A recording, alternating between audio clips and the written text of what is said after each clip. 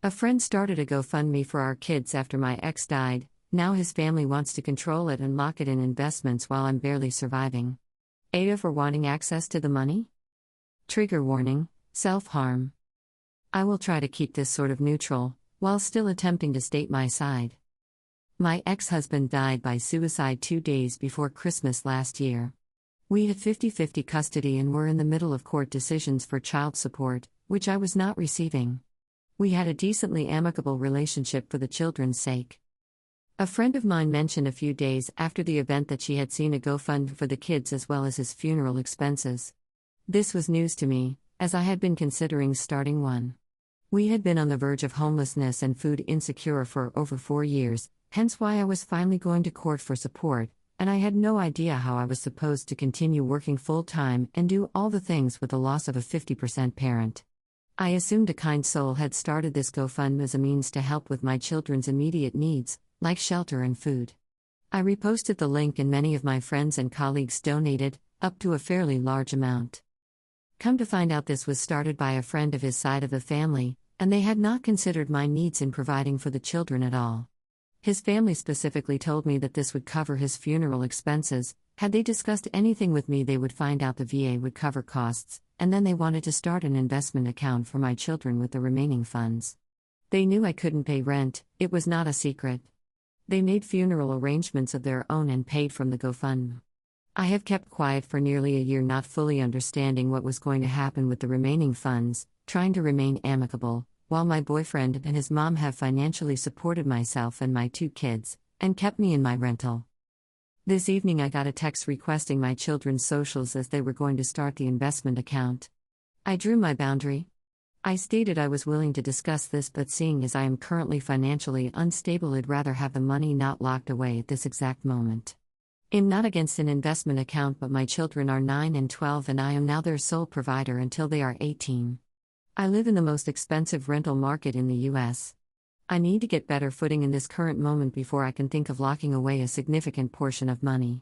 After stating my case, they now appear upset with me and say they will just step away from the GoFundMe and start an account for my kids with their own funds, which they snarkily stated in a group text that included the friend that started it in the first place. I feel bad that I've offended them, but also feel justified in having a say in how money meant for my children is allocated. I guess I should have started my own separate GoFundMe? I'm feeling pretty horrible at the moment, but sometimes really have difficulty assessing whether my boundaries are completely normal or if I'm the one that needs a reality check. So, AITAH for pretty much telling my ex-husband's family that they cannot make financial decisions for my children with money from their dead father? Edit because it's getting lost in translation. I have a full-time job and a career I've been in for more than 15 years. I get benefits from SS and Virginia because we were divorced and it's a suicide, other things aren't available. I am in a work contract that I cannot buy out of. This is his brother and his wife doing this. With benefits, just rent and childcare alone exceeds my income. Now I need twice as much childcare, but have not been able to return to work full-time because I can't afford it. On paper I make too much to qualify for government assistance. I also make just barely too little for affordable housing. Assistance wants gross, housing wants net. My kids are not in any extracurriculars. I live in Bay Area, California. The GFM just stated for kids' needs, not future funds. I was acquainted with the person that started it, but do not know them well. All I asked was that the funds aren't locked away at this exact moment. I might need access to some money as I'm barely making ends meet. Commenter 1. NTA et al. Also apply for Social Security benefits on their behalf ASAP. That should help some.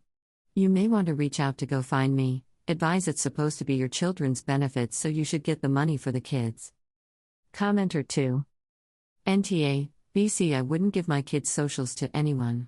Are there no VA survivors benefits for your children? If you've been on the verge of homelessness for 4 years though, it sounds like a small lump sum wouldn't fix the underlying issue without a big change. What was your plan going forward if they'd given you the money? Was it just going to be spent on immediate needs currently being covered by BF and his mom? Or was it going to be spent on education or a better job or maybe a move to a cheaper area? Maybe if you presented them with your plan to better the kids' live sustainably, then they'd be more likely to give you the dollar. OP's response. Can't move with custody arrangements. I've been in my career for over 15 years, work for the county I live in. The money would be meant to pay for the things I can't afford at the moment, the remainder of rent and expenses, childcare so I can continue working, extracurriculars, clothing. And there is a small survivor benefit, but again, it doesn't cover everything. Commenter 3. AITAH, soft. I'm sorry for your loss, but honestly your post reads as if you want control of money that other people raised and managed, while downplaying some hard truths. You've said you've been close to homelessness for 4 years. That's not just about your ex's death, that's a long-term pattern. At some point, constant financial crisis points to poor money management or refusing to make hard changes. You already get survivor benefits, SS plus VA, and you have a full-time career. On top of that, your boyfriend and his mother are helping you financially. And still it's not enough? That makes people doubt your ability to stretch resources responsibly. The GoFundMe was never a guarantee. If it hadn't existed, what was your plan? You can't treat it like it's automatically yours just because you're the custodial parent now. Donors gave for the kids. Many would assume that means securing their future, not just paying off immediate bills until the money is gone. The family's plan to invest it for the children is a perfectly reasonable way to ensure it benefits them directly. Your kids are 9 and 12. They don't need constant childcare every minute of the day. They can be alone for a couple hours after school while you work until 5:30. Plenty of single parents in tougher spots make that work. And beyond that, there are flexible side gigs, dog walking, babysitting, delivery, remote part-time jobs, that don't require contracts. If your main job isn't enough, you could supplement instead of leaning on everyone else. About grief, you weren't married anymore. He was your ex. Yes, it's tragic for your kids, but you have a boyfriend who is supporting you now. It's hard to claim you're drowning in grief while also being in a new relationship and financially leaning on him. His family may see that as you moving on while they're still grieving their son/brother. So, are you evil for wanting to use the money for day-to-day survival? No. But you do come across as someone who will spend it fast, be back in crisis, and then expect more help.